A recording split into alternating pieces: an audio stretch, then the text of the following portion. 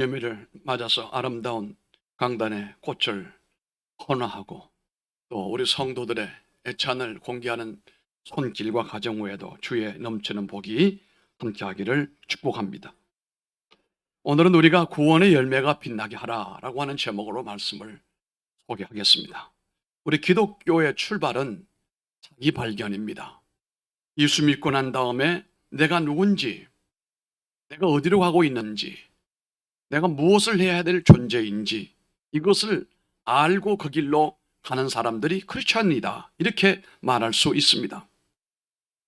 하나님 말씀을 우리가 유추해 보면은 하나님께서 아담을 만드시고 그 아담에게 묻는 것이, 아담아 내가 어디 있느냐, 이렇게 묻고 계시는 것이 창세기 3장 9절입니다.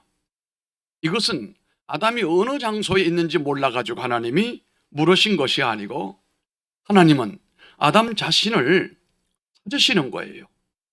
아담으로부터 오늘에 이르기까지 하나님은 계속해서 한 사람씩 한 사람을 찾고 계시는 하나님이십니다.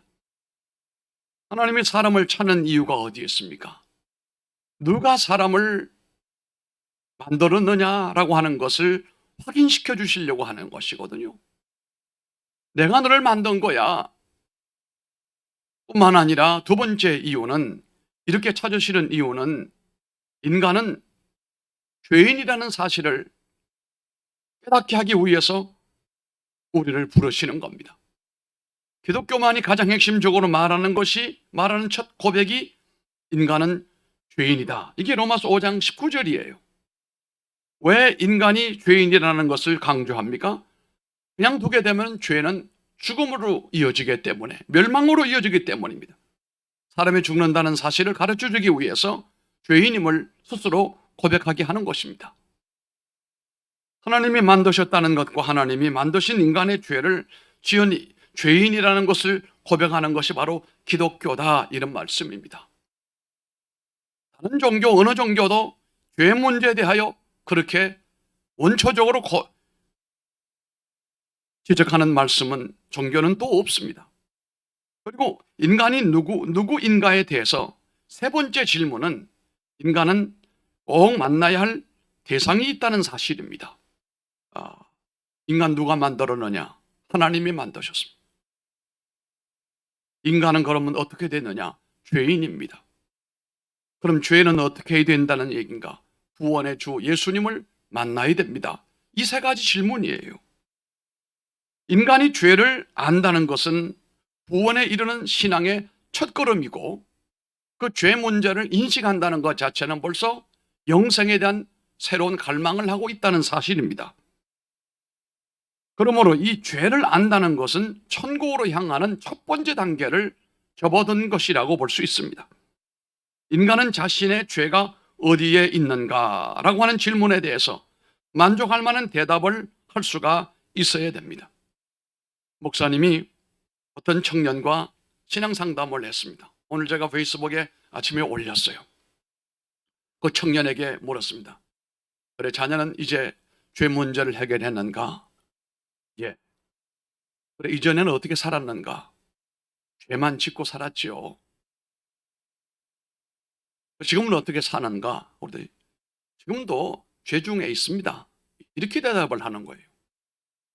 왜 죄 중에 있다고 생각하는가? 그랬더니 이전에는 내가 죄를 쫓아다녔고 이제부터는, 내가 예수님 알고 난 다음부터는 죄를 피해서 도망 다니고 있습니다. 그래서 내가 죄 중에 있습니다. 이 청년의 대답이 오늘 우리들이 원하시는, 또 하나님이 원하시는 대답이 그 대답이 돼야 되는 것이거든요. 죄 문제 해결했고 내가 사는 세상 환경이 원체 죄가 많으니 죄를 피하여 내가 도망 다니고 내가 죄 없는 곳으로 걸어가고 있습니다. 이 고백이 우리들의 고백이 되어야 된다는 사실입니다. 인간은 자신의 죄가 어디에 있는가라고 하는 질문에 대해서 정말 만족할 만한 청년처럼 이 같은 대답을 분명하게 할 수가 있어야 됩니다. 이 질문은 일반적인 문제에 대한 질문, 다시 말하면 당신 돈 많이 벌었느냐? 성공했느냐? 당신 땅이 어디에 있는가? 당신 재산이 얼마나 되는가? 이런 질문은 앞에서 말씀하고 있는 나의 죄가 어떻게 됐는가라고 하는 문제에 대해서는 아주 유치한 질문이라고 볼 수가 있는 것입니다. 사실 성경은 우리들에게 끊임없이 네 물질이, 네 돈이, 네 출세가 어디 있느냐라고 그런 문제를 지적하거나 물어본 적이 없어요. 끊임없이 우리들에게 네 영혼이 잘 되고 있느냐, 네 생명이 건강하고 있느냐, 네가 하나님의 은혜를 알고 있는가, 이런 차원 높은 질문을 하지 네 성공한 것이 어디 있느냐 이렇게 묻는 것이 없다는 말씀입니다. 나는 누구인가? 우리는 특별히 하나님 앞에서 공동적으로 답을 합니다. 나는 죄인이었습니다. 죄인이었습니다. 이 모습 속에서 우리가 이 죄 문제를 어떻게 다루고 이 죄 문제로부터 어떻게 우리가 성장하고 발전하고 있는가를 오늘 말씀을 통해서 함께 나누어 보도록 하겠습니다. 첫째는 인간은 수많은 죄를 가지고 있다는 사실입니다. 이전에는 그 청년의 말처럼 죄를 짓고 다녔고 죄를 좋아했고, 그건 이제는 죄를 싫어하고 죄를 피하여 다니고 있습니다만은 인간은 어쨌든 수많은 죄를 가지고 있습니다. 아담의 후손으로 태어난 우리 모든 인간은 죄로부터 절대로 자유로울 수가 없습니다. 어린아이를 볼 때 우리가 천사라고 말하지요? 아닙니다. 잘못된 겁니다. 어린아이도 키워본 엄마를 물어보게 되면 그 엄마 대답이 아이 천사가 아니라는 거예요. 그 엄마 젖을 빨아먹기 위해서 이 아이는 엄마가 얼마나 힘들고 아프고 전혀 생각하지 않아요. 자기 배만 생각하는 거예요. 좀 더 잘하지요. 장난감 생기지요. 형제가 있는데 그 장난감 자기 동생이나 형이나 언니나 누나에게 줘요? 절대로 안 줍니다. 진짜 중요한 건 안 줘요. 숨기고 다니. 우리 요즘 현우도 보면은 자기가 좋아하는 장난감은 가방에 아예 넣고 다녀요. 어린이집에 가면 아이들이 가지고 놀까봐 그냥 또 안 가지고 가요. 몇 개나 할머니한테 오고 있다가 날 데리러 올 때 가져오라고. 아이들 천사 아닙니다. 아이들이 어른처럼 이기적인 존재고 방법을 몰라서 그렇지 어찌 보면 어른보다 더 할는지도 몰라요. 아담으로 인하여 태어난 모든 사람을 로마서 5장 12절의 말씀을 보면 그러므로 한 사람으로 말미암아 죄가 세상에 들어오고 죄로 말미암아 사망이 왔나니 이와 같이 모든 사람이 죄를 지었으므로 사망이 모든 사람에게 이르렀느니라 라고 말씀을 하고 있습니다. 모든 사람이 죄를 지었다는 거예요. 요한일서 1장 8절에 보니까 만일 우리가 죄 없다 하면 스스로 속이고 또 진리가 우리 속에 있지 아니할 것이요 라고 말합니다. 인간은 셀 수 없는 많은 죄를 저질렀고 또 죄를 저지를 수밖에 없는 그런 속성을 가지고 있는 존재예요. 인간이 자신의 생애를 회고해 보면 누구에게나 찾을 수 있는 죄가 엄청나게 많습니다. 이기심이라든지 악한 기질이라든지 교만이라든지 자기 엄청난 고집말이에요. 이 엄청난 고집이 자기 인생을 결국은 파탄으로 만들고 가는 거예요. 그 엄청난 고집을 깨뜨리고 주의 도를 따라야 될 텐데 그러지 못한 사람들 뿐만 아니라 세속적인 성향들, 악한 생각들, 죄스러운 상상, 부패한 생각, 사악한 감정, 독설, 간음, 살인, 이 수많은 사람들에게 수많은 시간과 수많은 날들을 끊임없이 죄를 지으면서 살아왔다는 사실입니다. 나는 죄를 짓지 않았다고 당당하게 말할 수 있는 사람은 지구촌에 아무도 없고, 어떤 사람은 많이 배울수록 자신의 죄를 감추고 사람들에게 보이지 않게 하려고 하는 기술을 개발시켰다라고도 말할 수가 있습니다. 뿐만 아니라 인간은 이 죄를 해결해야만 됩니다. 이것을 내버려두면 안 됩니다. 우리 인간에게 있어서 최선의 과제는 자신의 죄를 용서함을 받고 이 죄가 내게서 깨끗함이 이루어짐으로 말미암아 죄로 말미암아 오는 결과물이 사망과 저주 아니겠습니까? 이 사망과 저주로부터 내가 벗어나고 죄가 없는 상태는 인간에게 희망이요 행복이요 하나님의 축복이에요. 유일하신 하나님께서 정결한 눈으로 우리를 살펴보시면 아담의 후손 모두가 생각이나 행동에서 감출 수가 없는 죄악들이 많습니다. 인간의 모든 행동은 하나님의 기억의 책 속에 상세하게 적혀져 있는데 마지막에 우리가 하나님 앞에 설 때에 내가 살아온 날들이 스크린이 지나가는 것처럼 모든 행위들이 다 지나가게 될 텐데 우리만 그것을 억지로 무시하려고 합니다만 하나님의 기억에 생생하게 그 필름이 살아있다는 사실이에요. 하나님께로부터 우리는 감출 수가 없는 존재예요.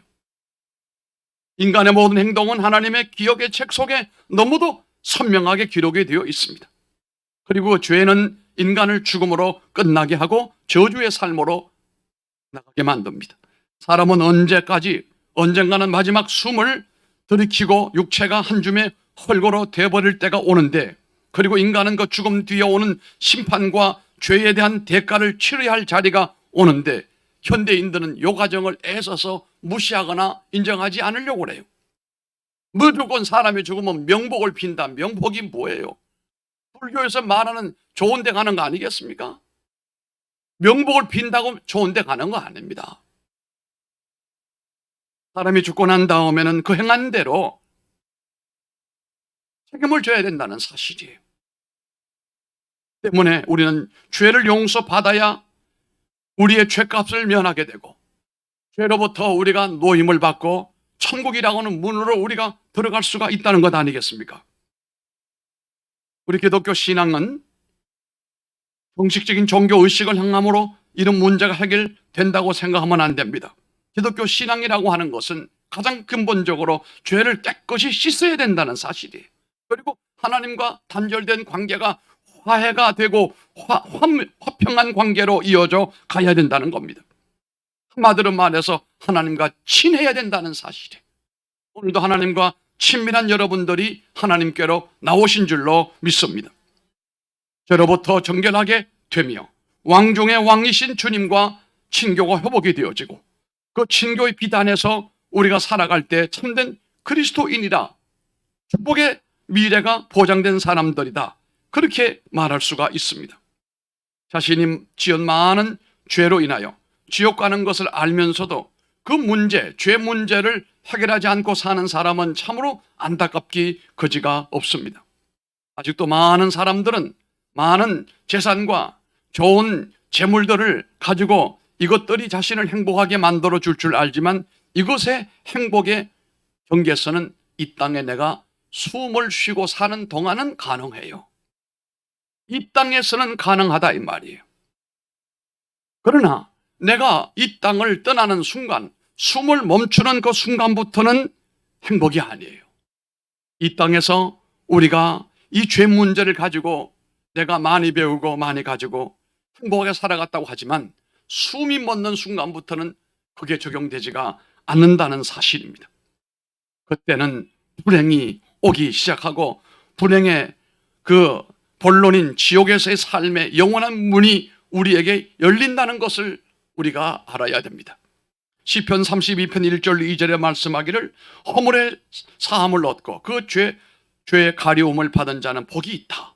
마음에 간사함이 없고 여호와께 정죄를 당하지 않은 자는 복이 있다 말씀을 했습니다. 마태복음 5장 3절로 6절에 말씀하기를 심령이 가난한 자는 복이 있나니 천국이 그들의 것이며 애통하는 자는 복이 있나니 그들이 위로를 받을 것이며 온유한 자는 복이 있나니 그들이 땅을 기업으로 받을 것이요 의에 줄이고 목마른 자는 복이 있나니 그들이 배부를 것이며 라고 말씀을 했습니다. 사람에게 진정한 행복이 무엇인가를 정확하게 말씀을 하고 있습니다. 아무리 이 세상에서 좋은 것이라도 그 행복이 일시적인 것이라면 이것은 우리가 따를 수가 없습니다. 정말 행복한 것은 영원한 가치여야 된다는 사실이에요. 내가 청년 때, 내가 장년일 때, 내가 노년일 때, 그때만 필요한 것은 아닙니다. 영원해야 된다는 사실입니다. 간신히 목마름을 해결해 주는 정도나 인생의 갈증을 잠시 풀어주는 것은 오히려 불행일 수가 있습니다. 그런데 영원한 행복은 죄가 없을 때 오는 것입니다. 인간이 죄를 해결함으로 오는 행복은 이 세상에서 얻을 수 있는 어떤 행복보다도 가치 있고 아름답고 소중한 행복이라고 하는 사실입니다. 오늘 이 시대를 살아갈 때 가장 위험스러운 것이 뭐냐고 하면 하나님 없이 인간이 주권 행사를 하는 겁니다. 하나님보다 인간이 더 높아지려고 하는 것입니다. 이게 뭘까요? 우리가 신학적으로 보면 이것은 하나님의 주권이고 그리고 인간됨의 현주소인데 이 시대는 뭐라고 말합니까? 우리들의 인권이 제일 위에 올라가야 된다. 인권이 제일 중요하다. 특히나 여성 인권, 노동자의 인권 엄청나게 강조되고 있습니다. 그런데 그것이 신앙과 연관이 없는 것이 아니라는 사실이에요. 물론 우리의 인간은 귀합니다. 정말로 귀한 존재입니다. 그렇지만 앞에서 말씀드린 대로 하나님의 창조된 존재예요. 죄인이에요. 그 사함을 받은 존재예요.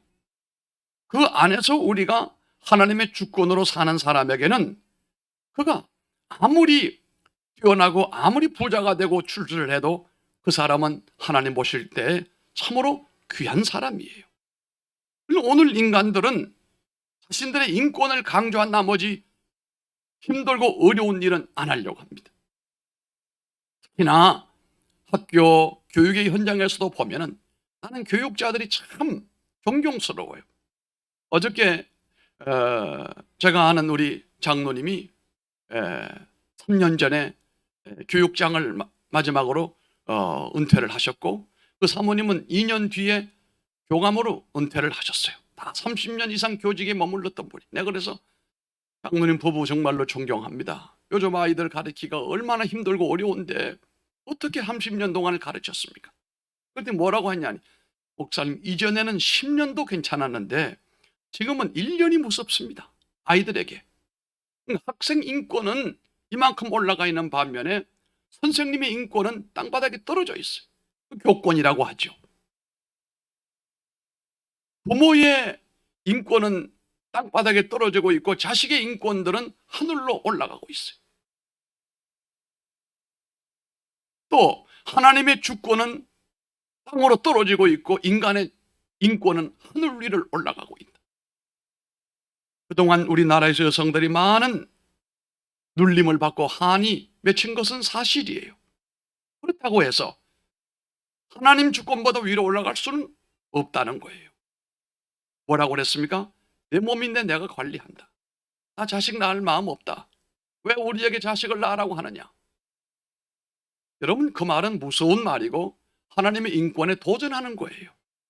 여성이 자식을 낳을 수 있는 것은 본인이 그렇게 만든 게 아니에요. 창조주 하나님이 여성들에게 자식을 낳을 수 있는 모든 상황을 만들어 주신 거예요. 주심에 대하여 기쁨으로 받아들이는 것이 그게 주권이에요. 그게 인권이에요. 하나님 없는 인권은 여러분 그 바벨탑입니다. 우리가 역사를 통해서 얼마든지 그와 같은 상황을 공산주의에서도 찾아보았습니다. 우리가 왜 주님 앞에 나와 엎드립니까? 하나님의 주권 밑에 내 인권이 있는 겁니다. 내 자유가 있는 겁니다. 하나님의 은혜 받은 사람으로 내가 주를 왜 이렇게 헌신하겠습니다. 아름다운 삶의 출발점이 이 자리가 되어야 될 줄로 믿습니다. 그것이 여러분 행복인 것입니다. 세 번째는 인간의 힘으로 죄를 해결할 수는 없다는 사실이 인간에게는 고민거리가 되는 것입니다. 인간의 모든 죄는 인간의 이성과 능력으로 해결될 수 있는 영역이 아니라는 것입니다. 인간은 그 자신의 죄를 깨끗이 씻어낼 자신의 힘이 없어요. 그래서 로마서 3장 20절의 말씀을 보니까 그러므로 율법의 행위로 그의 안에 의롭다 하심을 얻을 육체가 없나니 율법으로는 죄를 깨달음이라, 그렇게 말씀을 했습니다. 율법의 행위로 그 앞에 의롭다 하심을 얻을 육체가 없다 이겁니다. 인간이 죄를 해결할 수 있는 네 가지 잘못된 오해가 있어요. 두 가지 정도라고 해야 됩니다. 하나는 사람이 자신의 죄를 후회하면 죄가 없어질 수도 없다고 믿는 사람이에요. 후회한다고 죄가 있고 없고는 상관이 없습니다. 두 번째는 자신의 생활을 고치면 죄가 없어질 줄로 믿습니다만은 이것도 잘못된 겁니다. 어떤 사람은 종교 의식에 참여하게 되면은 죄가 없어지게 되고 죄 의식이 사라질 것이다라고 말하지만 그와는 상관이 없습니다.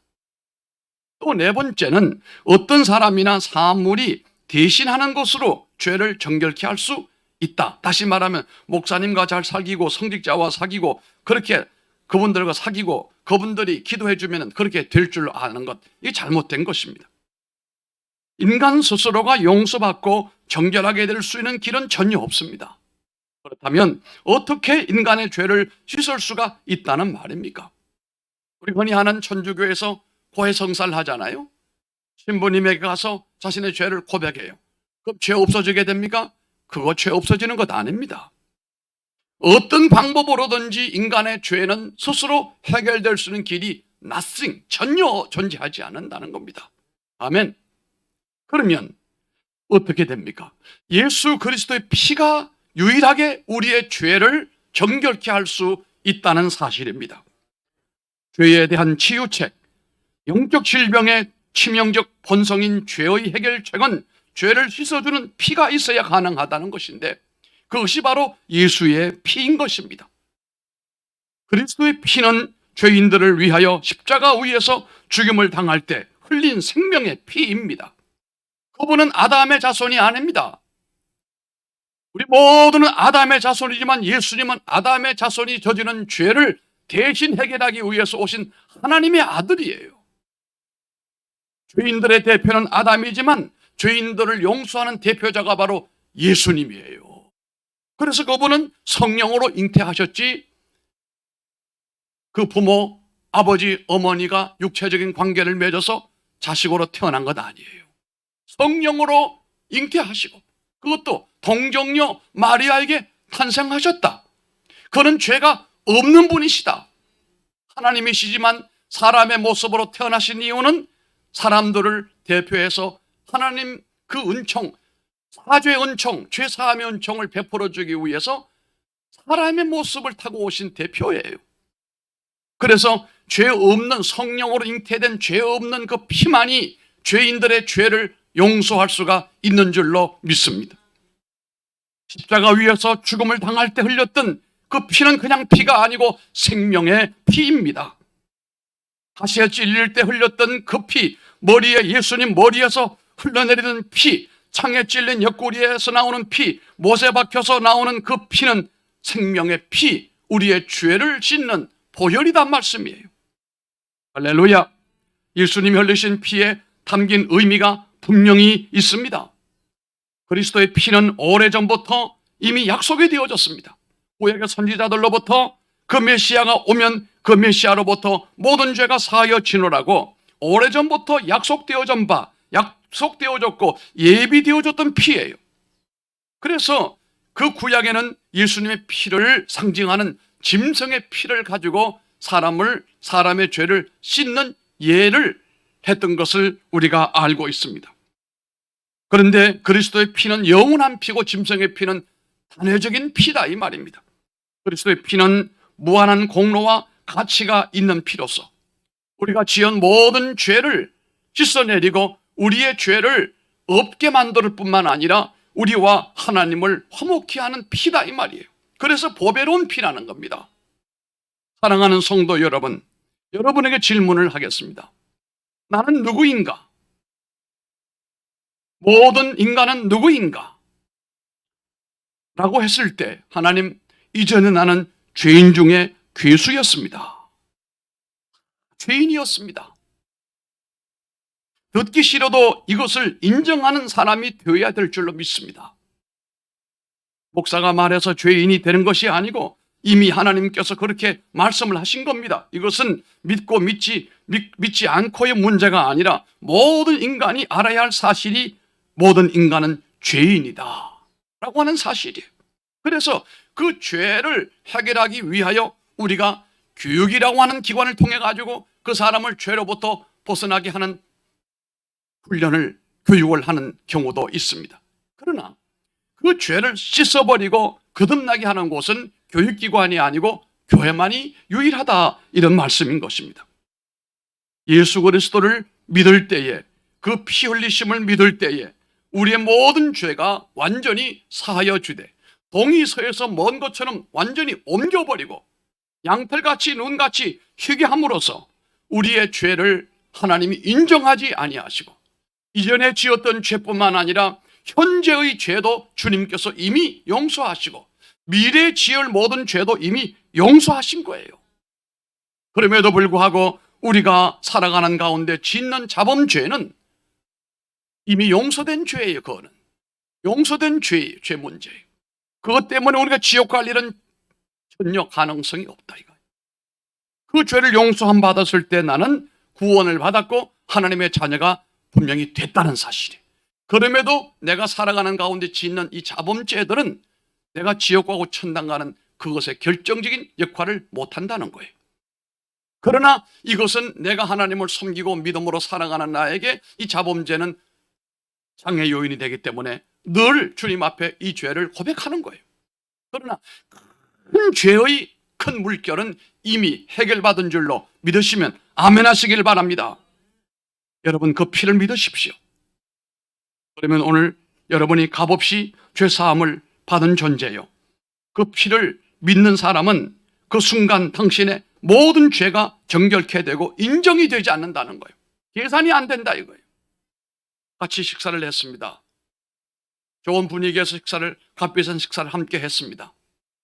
나가서 계산하려고 했는데 주인이 웃으면서 하는 말이 이미 계산이 됐습니다. 누가요? 먼저 나간 분이 계산하고 갔습니다. 우리가 살아가는 가운데 이런 예가 몇 분은 있어요. 저도 이런 경험이 있어요. 누가 계산을 했다는 거예요. 그 식당 안에 나는 몰랐지만 나를 아는 분이 있었는데 저분 목사님을 식사비 내가 내겠습니다.